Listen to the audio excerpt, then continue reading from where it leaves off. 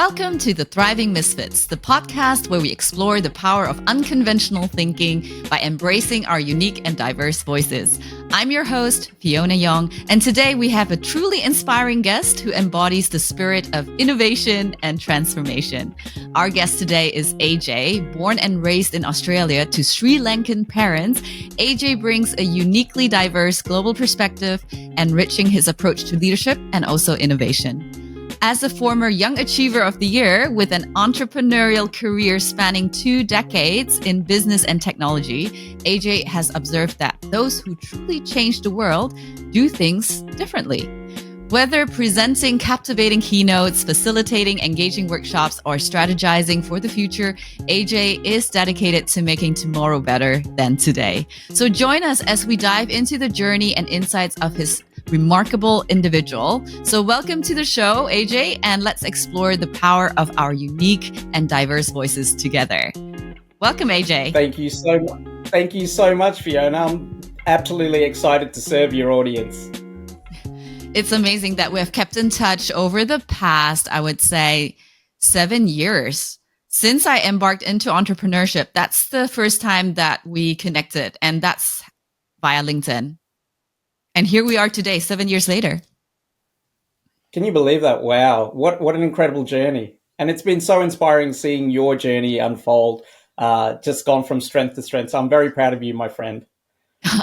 Likewise. I mean, whenever we speak, and that doesn't happen too often, but whenever we speak, I always feel so inspired by your stories. And I also feel energized by all the things that you share with me. It's a lot of substance. I think that's the key word. When we first met, we always said it needs to have substance. And you do have that, my friend. Gotta have substance. Yeah. Thank you so much. Wow.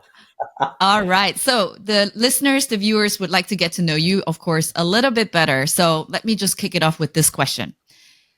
Everyone knows you're an amazing keynote speaker. You must have had some probably very memorable moments on stage. Can you share a funny anecdote or a mishap from one of your speaking events that had the audience laughing, even if it wasn't part of the plan? Oh my goodness. So I've been speaking professionally for about 10 years now, and I've had the most interesting, what we call gigs in the industry. And it's been almost like anything that could go wrong has gone wrong with one of my gigs.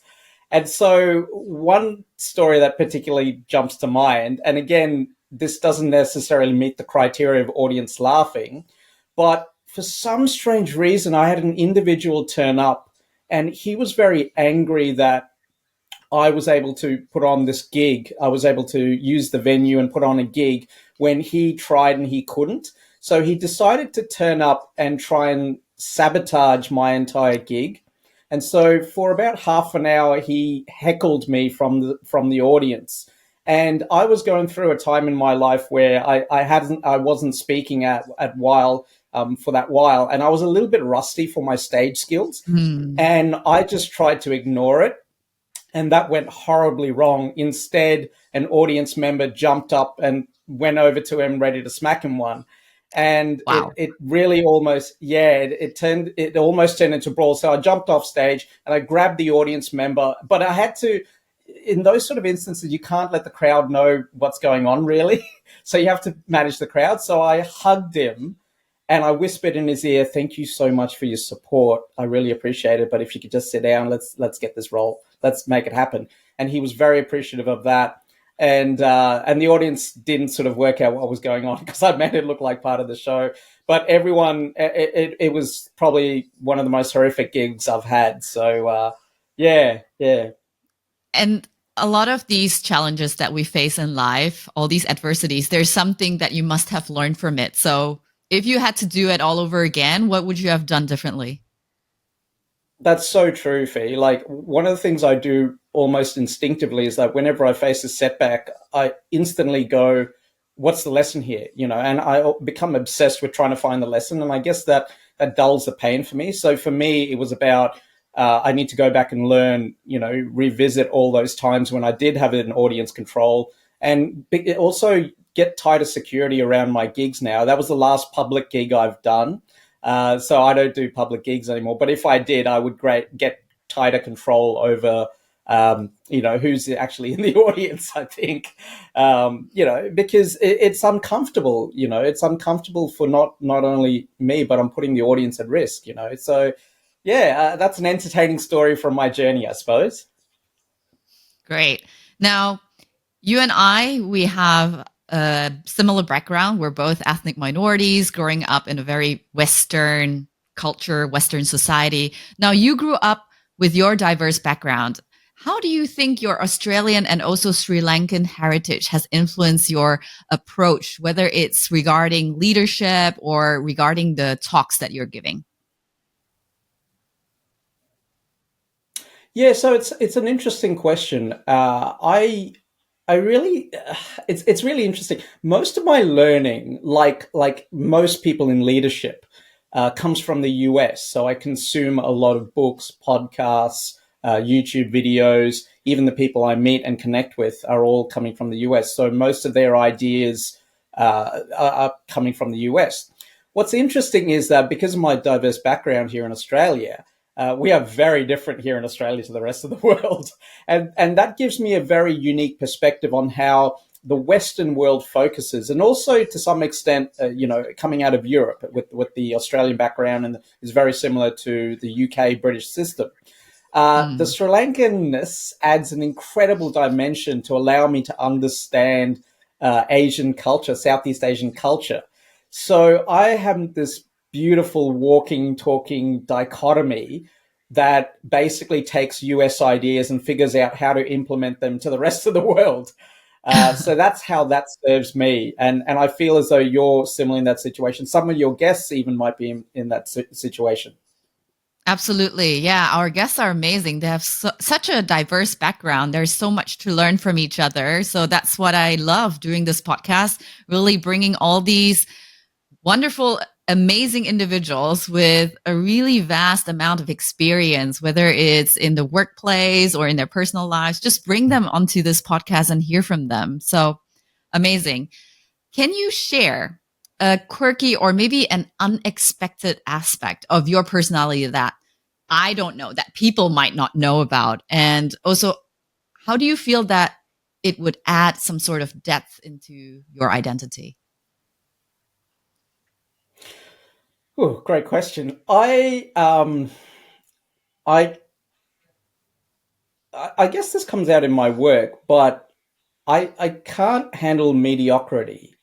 And one of the things that I talk about on stage is this idea of misfires. And before I share with you what a misfire is, I'd sort of say what the opposite of a misfire is. And the opposite of a misfire is something clever I see in the world, and it makes me smile. So, Mm. an example that I used recently on stage was I was driving in the car with a friend's daughter, and she says to me, "Oh, isn't that a really funny logo?" And I look up and I see the truck in front of me has this logo, and it's a map of Australia with a clamp around it, and it's sort of like grabbing Australia. And she goes, "That's a really weird logo." And I said, "No, it's a really clever logo because it's not a clamp. It actually looks like a clamp, but it's actually what's known as a micrometer. And a micrometer is a very specific instrument that technical precision people use in order to measure the thickness of stuff. The only reason why I know what it is because I work on both my cars, and I do have a micrometer to measure the brakes on my cars. So I'm looking at this thing going, it's actually a micrometer measuring the thickness of Australia, which also had me giggle a little bit. But it was a very clever logo. And I only saw the logo for maybe under a minute. And here I am sharing the story with you and your audience weeks later. And that to me is a really clever implementation of an idea. And so what I mean is the reason why I think a lot of things misfire is that we are, as a society, we've become disposable, we've become a little bit fragile. And I think that it's really paving the way for mediocrity in a lot of ways. And it drives me insane because it just feels like a waste of human potential. Like, I watch your stuff, Fee, and it is just magical. I listen to your work and your posts are just magical. And, that word that we spoke about before is substance. You're a Yeah. person, an individual comes to the table with substance. And I love hearing the client stories because it means that you've created impact. And I think all the guests on your show, they create impact. So very long answer for a short question, which was, what aspect of my personality is I can't handle mediocrity. And, all my Right. friends go, oh, what's he on about now? So, yeah, I just can't handle mediocrity very well. Now, that sounds really profound, but is there anything in terms of like a pet peeve that we don't know about? Yeah, that is my pet peeve, really. Oh, Like that's your pet whenever and I see it everywhere. Yeah, yeah.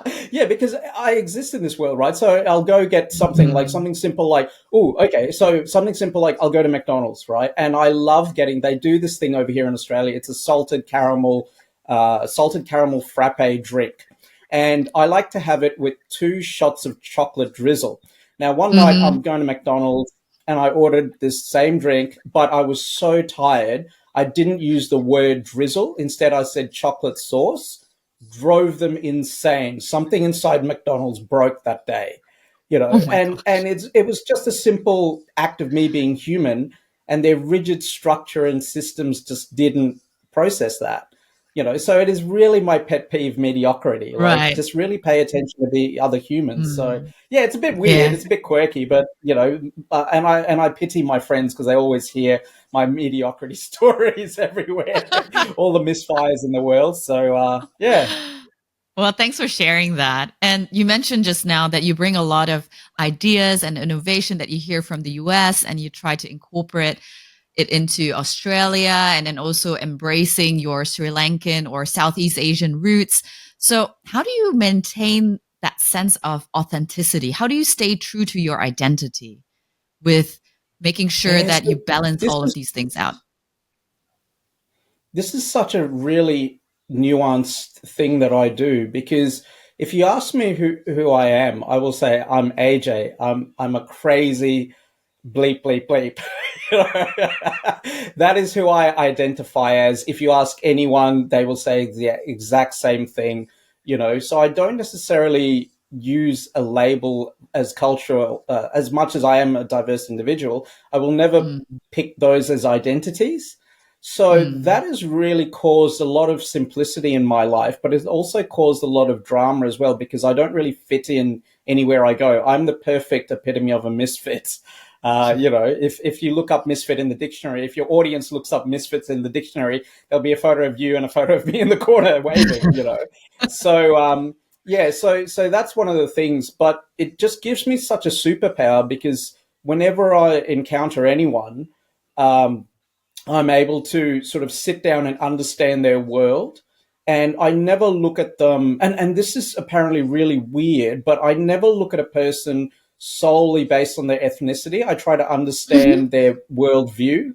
Like, what are their likes, what are their dislikes, what are their fears, what are their dreams, what are their passions. And that's how I sort of roll out through my life.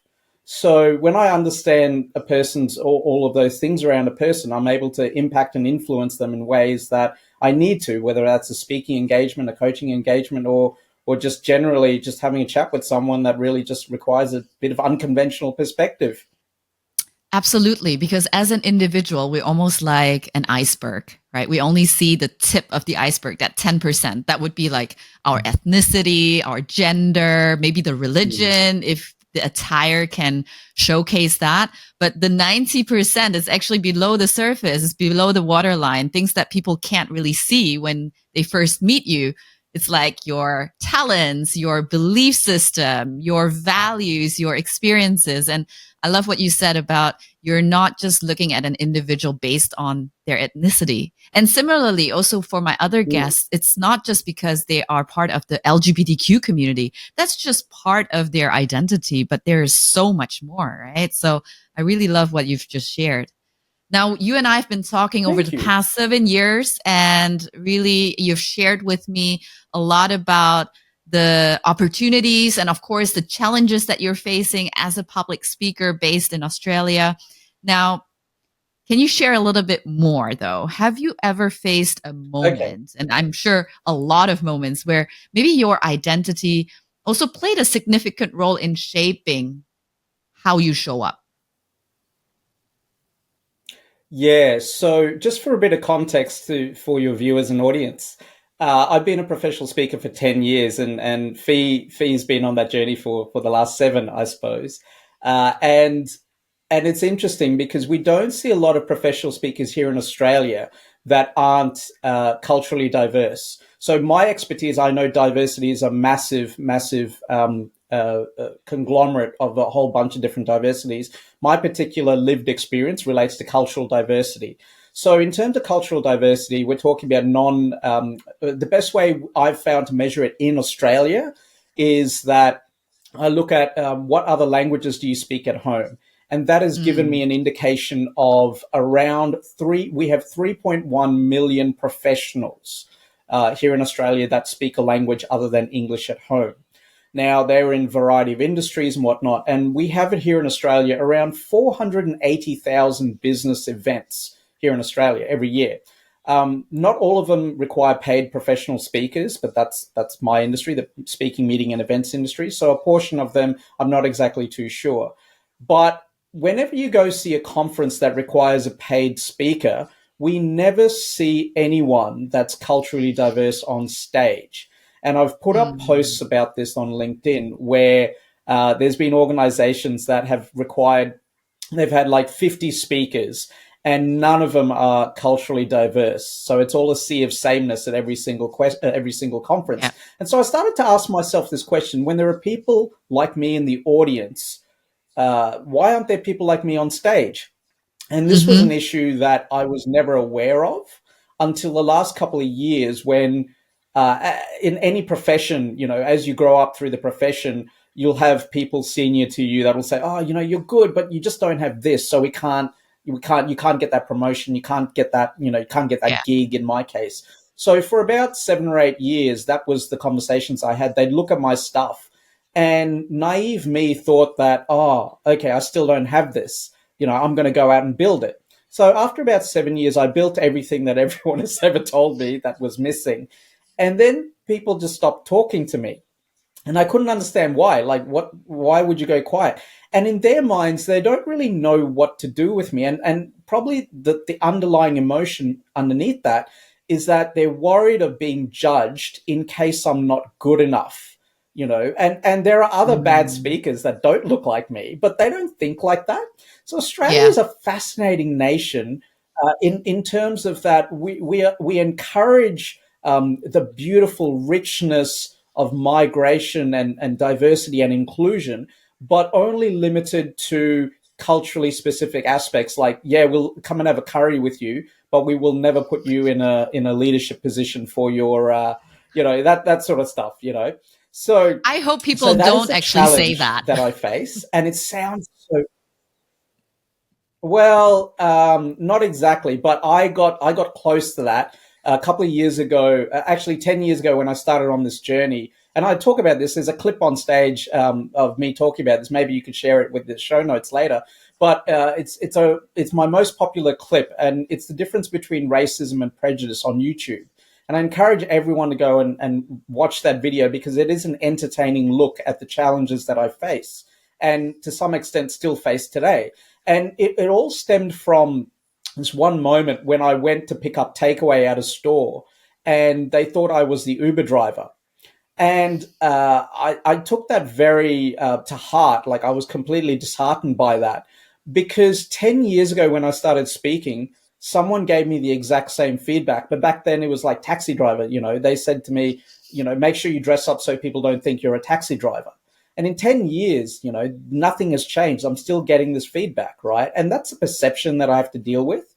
And so it's a marketing problem. It's a branding problem. But most of all, it's just a humanness problem, So it's an incredible challenge. And the thing is, the way Australia is structured too, you can't really talk about the challenge either because you're perceived to be that you're perceived to be a victim, and for some strange reason we don't like victimhood here, But the thing is, like, this is a real problem, and it affects me and it affects anyone that looks like me if we do decide to be a professional speaker. So that is a really big challenge here in Australia, and I don't see that changing anytime soon, unfortunately. Other sorts of diversity, incredible support for gender diversity, for LGBTQ movements, incredible support. Cultural diversity, no, we're still perceived the Uber drivers of the world, unfortunately. That's really horrible to hear. Yeah, I think I remember you mentioned this to me before, and I just thought, how can people still have that mindset with all that's going on in the world, with having the awareness of how diversity and inclusion helps people, helps organizations be even more productive, more innovative, and yet you hear all these horrible stories. So I'm so sorry to hear that you had to go through that. But Thank you, and I I share your understanding. Because this to me is just how do you ignore 3.1 million employees? Like that's just professionals. The market value that you could do as an organization if you just embrace all forms of humans. Like incredible business strategy, but people don't think like us. I suppose that's why we're misfits, right? That's right. Now, the other thing that I also see, of course, is that even though you mentioned gender diversity on stage is prevalent in Australia, but sometimes when I look through even my LinkedIn feed, I see all these panels just filled up with guys.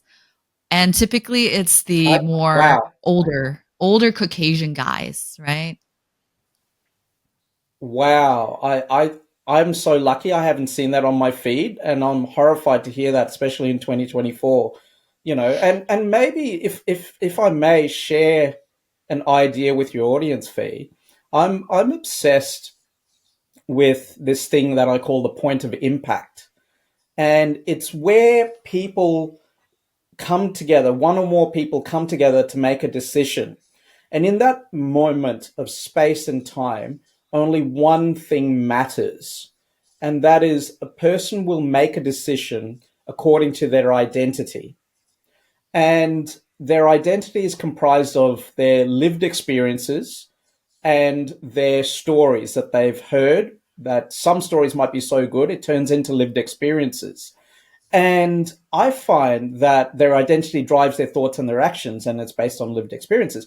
But what's interesting is that the reason why we still see what I call misfires in the world, in this particular instance, like non-gender diverse panels and non-culturally diverse speaking gigs, is because the people in charge really haven't had the lived experiences or heard a powerful enough story to move them for action. And for all of you out there listening to this, I really, really hope that when you start to think about the amazing work that you do, if you can just pay attention to that point of impact and really focus on how can we create lived experiences and stories for others, I promise you magical things are going to happen if you can just sort of go that extra step and say, what is the point of impact that I'm trying to influence? And get inside the people's lived experiences, get inside their stories. And this is why this podcast of yours, Fee, is so amazing, because you are literally influencing people's stories. We just need the other non-misfits to hear them. So I hope they yeah. do. I hope they do. And the other thing is also, as you mentioned, whenever we see something like that's happening, we need to speak up. We need to Hmm. voice it out so that change can actually happen. And oftentimes when I spoke up about that, they would tell me, oh, I don't see any good female speakers out there. There are not enough of them. And I think this is where we need to dig deeper. It's the same in the workplace when it comes to recruitment. People will tell me that, Hmm. oh, we don't have enough female candidates because they're not applying. But it's also about understanding the different gender perceptions, right? As a woman, we would only apply for a job if we feel we're 100% fit in terms of the job description. We fit it 100%. Whereas for guys, they're actually happy, or they would apply if they think that they have 60% potential to do the job. So there's different perception of whether or not they would want to pursue the same thing, even though they have the same potential, the same experiences. And I think it's really about being more open, being more cognizant of what else is out there, and being more proactive in terms of reaching out. So I think there's no excuse that there are not enough female speakers or not enough culturally diverse speakers. There are plenty. It's just that whether or not you're open-minded enough to look out for them, right? Exactly. So The point of impact when they book these speakers, they're not their lived experiences and their stories. It's just misfiring, you know. So yeah, I'm mortified to hear that. You know, I'm mortified to hear that. Which means that you can come to Australia and see lots of bright, beautiful, smart, talented, you know, way better speakers than some of the males out there. So come to Australia, Fee. That's all I'm saying. Just come to Australia. yes, I'll definitely have to do that. Now, that brings us to the end of today's episode of the Thriving Misfit. So thank you so much, AJ, for sharing your visionary insights. From his diverse upbringing in Australia to his pioneering endeavors in business and technology, AJ's journey is a testament to the transformative power of daring to think differently. If today's conversation resonated with you, be sure to subscribe to the Thriving Misfits on Spotify and YouTube and join us for future episodes as we continue to explore stories of resilience, inclusion, and unconventional journeys. So thank you for tuning in. And remember, your unique, diverse perspectives is the catalyst for infinite possibilities. So until the next time, keep thriving, Misfits.